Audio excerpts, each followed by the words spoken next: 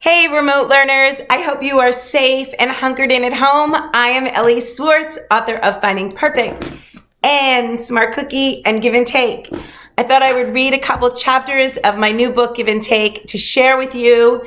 Hey, a shout out and thanks to Macmillan for permission to do this and be a part of your remote learning day. So we're kicking off with chapter 1 called Baby Girl.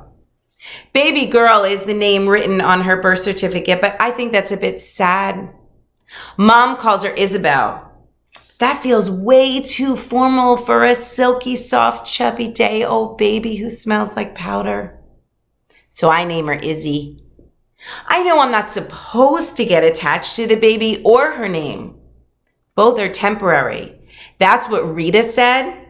She's the woman with the rainbow striped sweater who owns Caring Adoptions. She said this little one is with us for a speck of time. Then she'll go to her forever family and get a forever name. But the truth is, I got attached. I saw this little bundle of sweetness.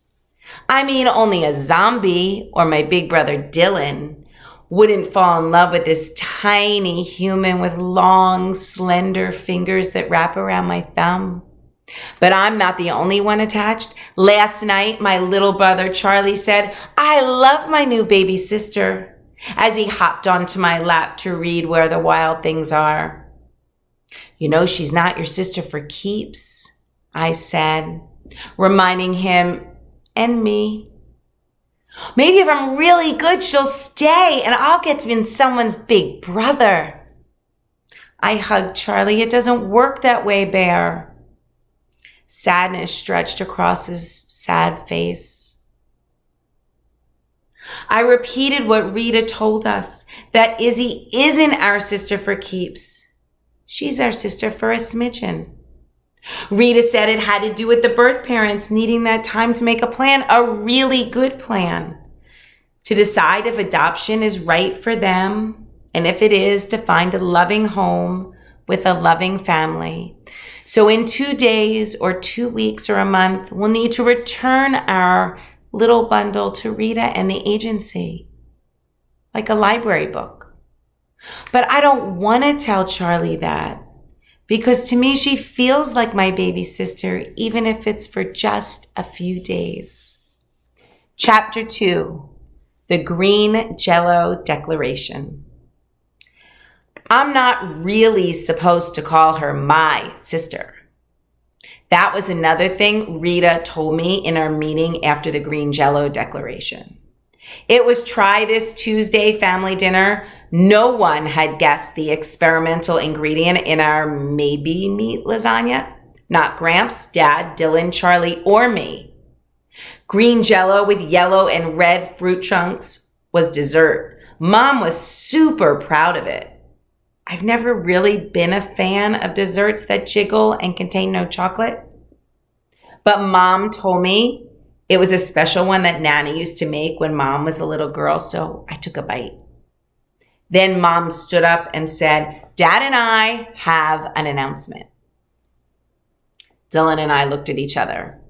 The last big announcement was that they bought new salt and pepper shakers in the shape of our dog, Batman.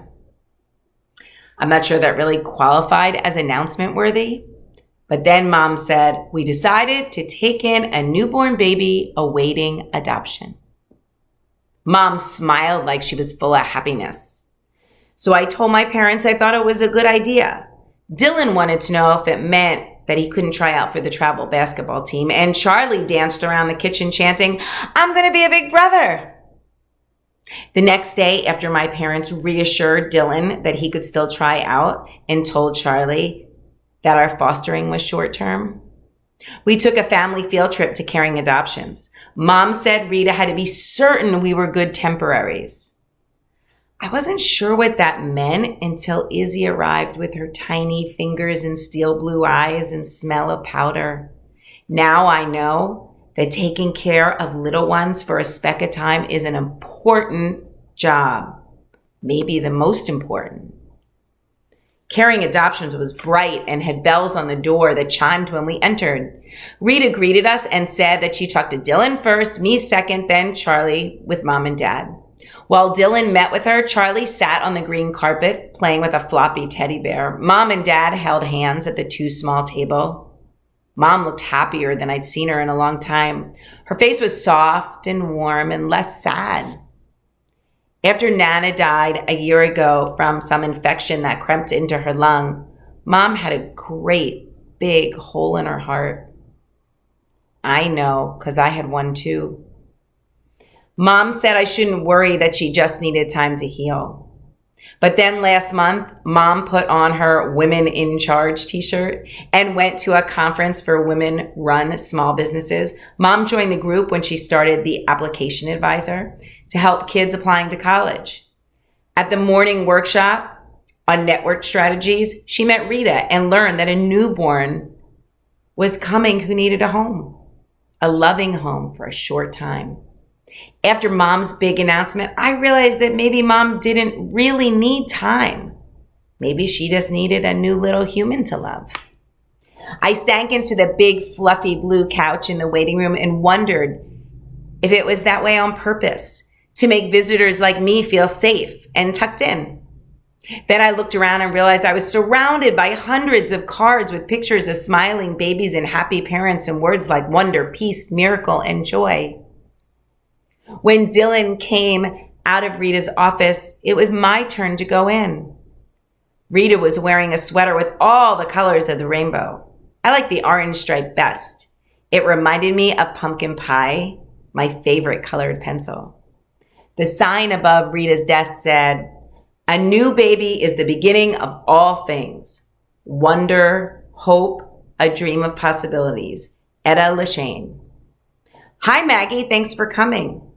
Rita offered me a piece of butterscotch candy from the bowl on her desk. The candy reminded me of Nana. Butterscotch was her favorite. I wondered if that was something she remembers in heaven. We talked for a while about 7th grade apple picking at Billow's Orchard and how chocolate cake with chocolate icing and chocolate chips might be the best dessert ever. Then she said, "How do you feel about being a foster sister?" "Sounds good. I mean, I like being a sister, so I think I'll like this too. Plus, babies are super cute. And Mom and Dad said these babies really need us."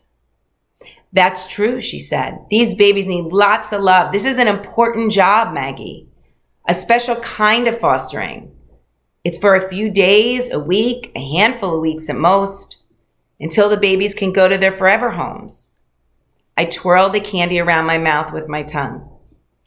"Can I ask you something?" "Sure, anything." Rita popped one of the butterscotch candies into her mouth. "If these little ones are getting adopted, why do they need us? I mean, why don't they just go right to their forever families?" In Massachusetts, birth parents can't sign papers allowing for an adoption until 4 days after birth. Why? Gives birth parents time to select their baby's forever family and to make sure adoption is the best decision for them and their baby. That's where I come in. I help them find a loving short-term foster family that can take care of their baby while they're figuring these things out. Like us. Yes, like you, Rita said. But remember, Maggie, you're not the baby's forever sister. She smiled. Your family's job is to help this little one have a wonderful start in life and not to get too attached. Turns out I'm not so good at the last part. That's the end of chapter 2. I hope you get to hang out and spend more time with Maggie while you are tucked in at home. Stay safe, my friends.